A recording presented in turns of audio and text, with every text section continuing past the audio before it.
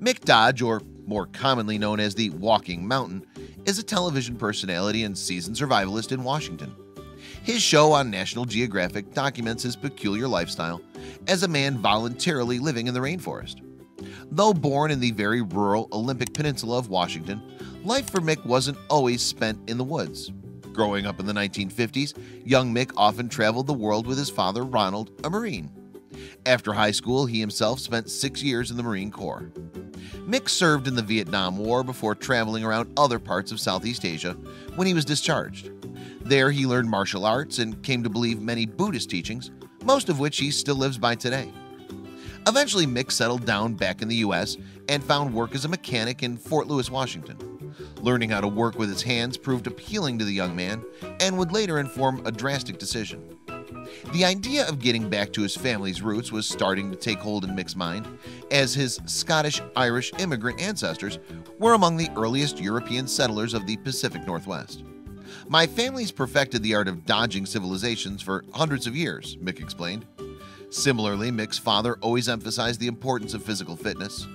Every morning at 5 a.m. he would say, "Get your feet on the deck," and make Mick go on a 3-mile run with him. By the early 1980s, Mick was regularly walking 5 miles to work and back, sometimes camping out partway through the journey instead of going all the way back to his home. Mick stayed active, but he just wasn't satisfied with modern life. So in 1991, he finally decided to get off the grid for good. "I just grabbed my gear and walked on back here in the mountains," he described. From that point forward, Mick made his home at the Hoh Rainforest, a place he spent most of his childhood.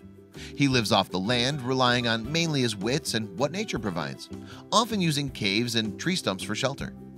Mick gave up just about every modern luxury, even shoes.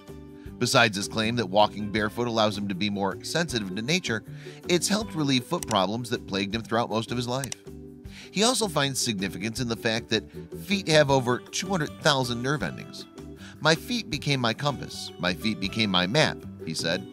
This connection to nature is reflected in Mick's tattoos. Even without a television or computer, Mick finds plenty to keep him busy. Besides the time it takes to do what's necessary to survive, such as hunting, he reads books, meditates, and still enjoys running. In time, Mick started to develop an almost legendary reputation, earning nicknames such as the Barefoot Nomad, Barefoot Sensei, Walking Mountain, the Jedi Master for aspiring survivalists, the Hobbit, and even the Forrest Gump of Middle-earth. Mick may have lost interest in mainstream society, but that really didn't stop him from attracting media attention. In 2014, National Geographic created its own reality show, The Legend of Mick Dodge, documenting his unconventional life.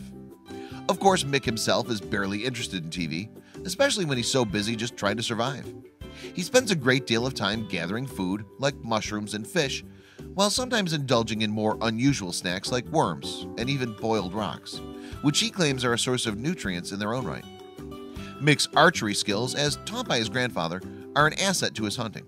He's actually a pacifist, but he says primal hunger puts him into hunger mode when he naturally craves a meaty protein fix. It's not all just about nutrition, though. In the summer, Mick enjoys jam juice, a fermented drink of his own invention made from a variety of berries, including blackberries, huckleberries, and blueberries, mixed with spring water and oxalis leaves. The winter comes with unique challenges, especially with Mick usually being barefoot. In fact, he almost lost his toe one year from freezing. Luckily, he's found ways to protect himself with things like buckskin boots. Mick may live off the grid, but he's hardly a hermit. He enjoys instructing groups of ordinary people in physical fitness through his Earth Gym program. Participants enjoy his unique mix of exercises and endearing personality, including his catchphrase, "Yoish." He also hasn't cut himself off from his friends or family. In fact, he once attended the wedding of his best friend's daughter by spending nearly a month hiking and camping all the way to Northern California. Yes, throughout the remainder of the year, he survives on his own terms, catching fish with his bare hands and even eating roadkill. He wouldn't have it any other way, dubbing himself a thrill-vivalist. Part of that thrill is still getting just about everything he needs from the nature surrounding him. He'll often use pine cones on a stick as a toothbrush, fern leaves in place of toilet paper, and take showers beneath waterfalls. Living in the wild has built up Mick's immune system, but when he does get sick, he uses natural remedies as much as possible. If things get really bad, he has a friend in Doc Gare, a forest healer who also lives in the woods. Mick has a few other friends in his natural neighborhood, such as Huckleberry Leonard, a singer, Will of Stone, one of Mick's old students, Ben Sanford, the owner of an outdoor center, and Pat Neal, a master fisherman. Mick even has a man's best friend of his own, Gaboo the dog. They help keep each other safe, and he even trusts her to go off on her own adventures for hours on end before finding her way back home.